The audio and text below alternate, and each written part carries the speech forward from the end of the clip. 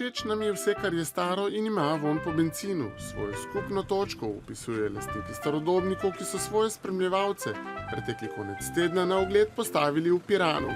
Največ je bilo Fiatov, Mercedesov, Fordov, absolutna zvezda pa je bil Overland iz leta 1916, ki mu v Evropi ni para.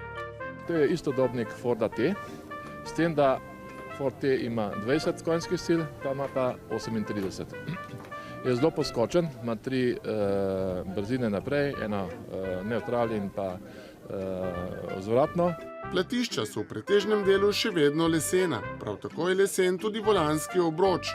Avtomobil ima zavore samo na zadnjem kolesnem paru in še bi lahko naštevali posebnosti tega vozila. Iskrnost, koliko je cena recimo takega avtomobila? Ja, tak avto je od 25.000 evrov naprej. S tem, da je avto, ki je take vrste, ki je nerestauriran, je v bistvu dražji. Če bi ga hotel zdaj restaurirati, prebarati, to bi mogoče dal 10.000 evrov dodatno, ampak vrednost takega, kot je večja na tržišču kot pa urejenega avtomobila. Med zanimivejše primerke, ki jih na svetu ni prav veliko, sodi tudi restaurirani Ford A iz leta 1930. Motor 3275 kubičen, imam ga v lasti že več kot 20 let. Je en tak malo bolj redkih Fordov, ker je kupé, to se pravi, živimo za te stare avtomobile. Kaj ste ga tudi sami spravili k življenju? To je verjetno dan in noč treba biti zraven, šraufati. Verjetno človek mora biti veš teh upravil, drugače takega avta ne more imeti najbrž. Ja, res je, včasih namesto, da bi šli gledati poročila ob 7, 8, smo kar pri avtomobilu do polnoči ali pa do 1 zjutraj, samo ob 1, ko nekaj popravim, sem pa res zadovoljen in lepo spim. Oldtimerji pa niso samo moška stvar. Nad starimi avtomobili se vse bolj navdušujejo tudi predstavnice nežnejšega spola. Marsikdo se čudi, zakaj imajo avtomobili na desni strani volane. Zaradi tega, ker so nasledili kočije. Včasih so imeli kočijaši bič na desni strani in avtomatično so potem naredili tudi volan na desni strani.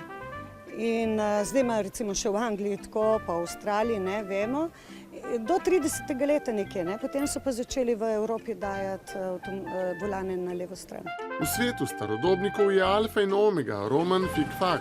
Legendarnemu portoroškemu avtomehaniku se kljub 8 križem po žilah, lahko bi rekli, še vedno pretaka bencin.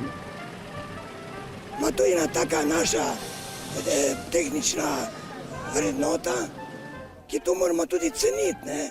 Jaz to ne delam zaradi sebe samo. Jaz imam zelo rad avte, ampak delam tudi zaradi našega kraja, da ljudje, tudi turisti, da vidijo, da nimamo samo za jesti in za piti, da imamo tudi tako tehniko, ki misli moče, da ni pri nas. Fik-Fak ima trenutno v lasti Fiata 503 iz leta 1925. Njegova ideja je, da bi starodobnike polnopravno vključili v promet in bi kot taki predstavljali del turistične ponudbe. Bi rad videl, da bi bilo tukaj vsaj 20 takih dobrih avtomobilov, da bi tudi turiste vozili zastonj po Portorožu. To bi bilo zelo lepo, ampak danes, nažalost, eni bi, eni ne bi in tako naprej. Ta zamisel bi bila relativno lahko uresničljiva, saj po nekaterih ocenah pri nas premoremo približno 10.000 starodobnikov.